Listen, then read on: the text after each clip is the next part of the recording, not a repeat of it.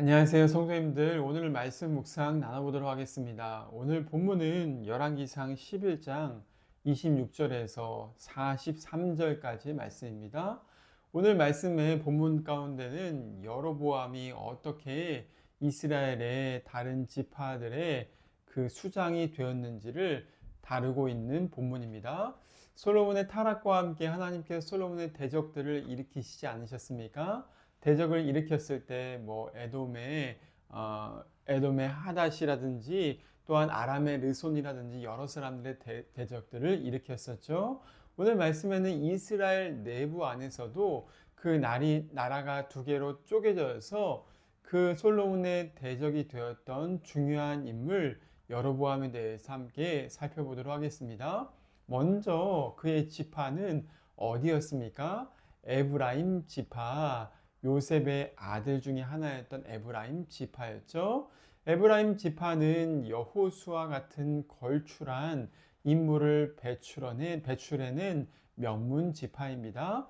그 명문 지파에서 에브라임 지파에서 이 여로보암이 아마 출생하였고 또한 그곳에서 지도자가 될 만한 아주 남다른 사람이었다라고 말하고 있죠. 또 본문에는 여로보암을 이렇게 한 단어로 설명합니다. 28절 말씀 가운데 보니까 큰 용사이다 라고 얘기하죠.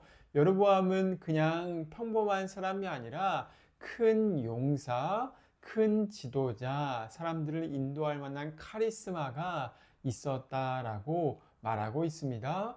또 그는 어떤 사람이었습니까? 또 28절에 보니까 솔로몬이 이 청년의 부지런함을 알아보았다라고 말합니다. 부지런함을 알아보았다. 이 부지런함은 성경의 히브리어의 아싸라는 말인데 어떤 뜻이냐? 생산력이 넘친다. 또 미리미리 계획하고 준비하는 사람이다. 게으름과는 거리가 먼 사람이다 라고 말하고 있죠. 이러한 지도자로서의 덕목과 카리스마와 생산력이 있고 창조력이 있고 사람들을 이끌어갈 만한 지혜가 있었기 때문에 이가 하나님께서 세우시는 사람으로 뽑히게 될 수 있었다라고 말합니다. 솔로몬도 그를 눈여겨보다가 건축하는 그러한 현장에서 지도자로 그를 발탁했다라고 말하고 있습니다. 하루는 그가 일을 마치고 아마 들판을 걸어가고 있었던 것 같은데 어떤 일이 벌어졌습니까? 선지자 아히야라는 사람이 그에게 찾아와서 갑자기 예언을 하는 것입니다. 그냥 예언을 하는 것이 아니라 입고 있던 옷을 벗더니 12조각으로 찢은 다음에 10조각을 그에게 내어주면서 예언을 합니다. 너가 이스라엘의 10지파를 다스리는 왕이 될 것이다 라고 예언을 하죠. 그 아히야는 상징적인 예언 행위를 통하여서 이 여로보암이 하나님께서 세우시는 왕이 될 것임을 예언한 것이죠. 하나님도 그를 보시면서 택정하시고 그를 이스라엘의 왕으로 세우시고 솔로몬의 그러한 영적 각성과 이스라엘과 유다의 영적 각성을 일으키기 위한 징계의 도구로서 사용하시고자 하셨습니다. 그 다음에 아히야는 계속해서 말합니다. 솔로몬 때가 아니라 아들 때에 있을 것인데 그래도 그 아들에게는 한 지파는 주겠다라고 말하죠. 어떤 지파입니까? 다윗과 솔로몬의 지파, 유다 지파는 그들에게 준 것입니다. 이러한 모든 배경 가운데서 하나님은 결국 솔로몬의 대적으로서 이 여로보암을 사용하시기로 작정하셨다. 오늘 본문에는 말씀은 이야기해 주고 있죠. 심지어 솔로몬이 이것을 나중에 알아차린 다음에 여로보암을 죽이려고 했을지라도 그를 죽이지 못했다. 그가 이스라엘을 빠져나가서 애굽으로 도망갔고 시삭이라는 왕 시세에서 피해서 안전하게 보호받고 있었다라고 오늘 말씀은 말합니다. 무엇 때문입니까? 하나님께서 예언하신 말씀이 성취하기 위해서 그런 일이 일어난 것이죠. 타락한 솔로몬은 여로보암을 죽이려고 했지만은 결국 하나님의 말씀을 거스를 수가 없었으며 신실한 하나님의 말씀의 예언은 결국 성취가 되었다라고 오늘 말씀은 이야기해 주고 있습니다. 또 여로보암에게 주었던 여러 가지 권면 중에서 우리가 눈여겨서 살펴볼 것이 있습니다. 무엇입니까? 오늘 말씀 가운데 보니까 아히야가 이렇게 얘기하죠. 38절 말씀 가운데 내가 명령한 모든 일에 순종하고 내 길로 행하며 내 눈에 합당한 일을 해야 한다라고 하나님의 그러한 음성을 들려주고 있습니다. 하나님께서 여로보암을 세우실 때 말씀하시는 것입니다. 10지파를 줄 테니까 이제는 나의 명령을 지켜 행하고 너가 솔로몬이 하지 않은 그 잘못된 길로 가지 말라라고 그에게 당부를 더딥히십니다. 하나님의 관심은 무엇입니까? 하나님의 관심은 이스라엘이 하나님의 법도를 지키고 순종하는 데 관심이 있었다는 것입니다. 하나님께서 솔로몬이 그 일을 하지 않자 다른 왕을 세워서 그 일을 하도록 이 뜻을 돌이키시고 작정하면서 그 일을 성취하셨다라고 말하는 것이죠. 그러면서 하나님께서 무엇을 말씀하십니까? 하나님께서 말씀하시기를 내 종 다윗처럼 해야 한다라고 말씀하십니다.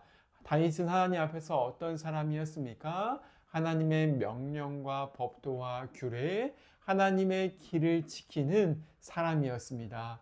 하나님은 이스라엘을 보시면서 다윗과 같은 사람이 그리웠던 것 같습니다. 그렇기 때문에 아들 솔로몬이 그 길을 저버리니까 다른 여로보암이라는 지도자를 세우셔서 그 길을 이루도록 성취하셨다라고 오늘 말씀은 우리에게 일러주고 있습니다. 하나님의 관심이 되는 곳, 하나님의 관심이 되는 마음, 다윗과 같은 마음이다라고 말하죠. 하나님의 말씀 가운데, 하나님의 명령과 법도 가운데 온전히 마음을 드리고 그 길 가운데 걸어가는 사람들을 주목하시면서 하나님의 뜻을 이루어 가신다.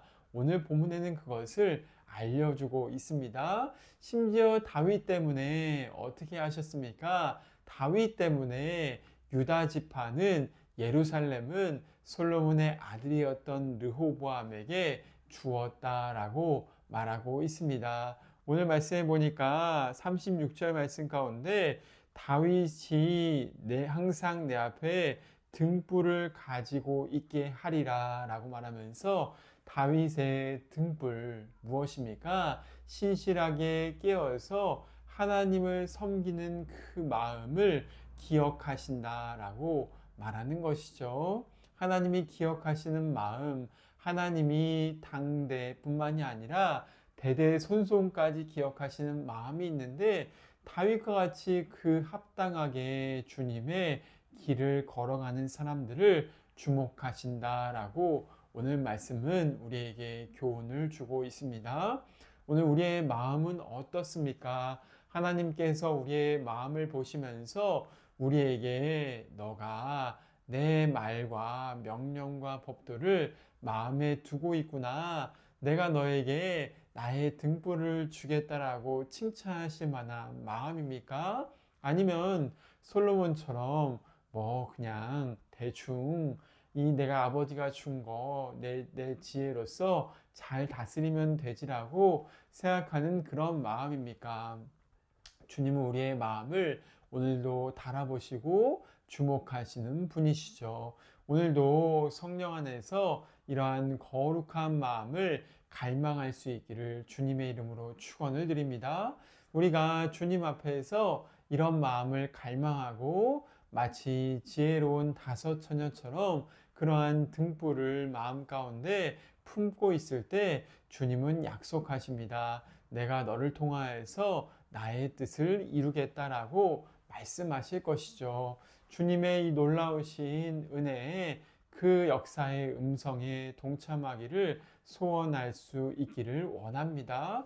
저뿐만이 아니라 성도님들 한 사람 한 사람도 또한 우리가 함께 속해 있는 공동체와 교회에도 그러한 은혜를 사모해야죠. 하나님께서 보실 때 내 마음이 그곳에 있구나라고 말씀하실 수 있는 그 장소, 예루살렘과 예수님이 오실 메시아의 약속이 늘 머물러 있는 그 장소, 예수님께서 우리 가운데 사시고 재림하실 때 저 교회는, 저 공동체는, 저 사람은 내가 기뻐하는 그런 등불을 가지고 있는 사람이었다라고 말씀하실 그 마음, 주님은 오늘도 그 마음을 찾으신다라고 말하고 있습니다. 이런 하나님의 영광을 위한 마음, 하나님의 그 놀라우신 은혜를 충만하게 받아서 하나님의 뜻을 이뤄갈 수 있는 그 마음, 그 은혜를 소유할 수 있기를 간절히 소원합니다. 함께 기도하겠습니다.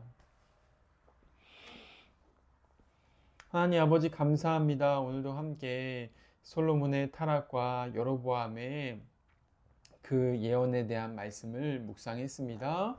여로보암이 마음 가운데 하나님의 그 부지런한 그 뜻을 가지고 있었으며 또 여로보암이 자기의 삶 가운데 하나님의 열 지파를 감당할 만한 그릇으로 보셔서 주님이 예언하였음을 우리가 보게 되었습니다.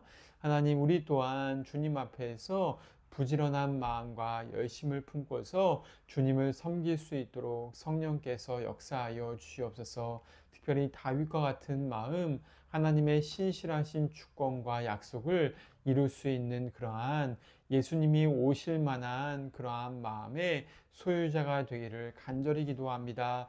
성령께서 오늘도 우리의 마음 가운데 헛된 것들을 불태우시고 성령 안에서 거룩한 마음을 품고 주님과 걸어갈 수 있도록 도와주시옵소서. 오늘 하루도 주님께 의탁드리며 감사드리며 예수님의 이름으로 기도드립니다. 아멘. 오늘 하루도 평강하세요.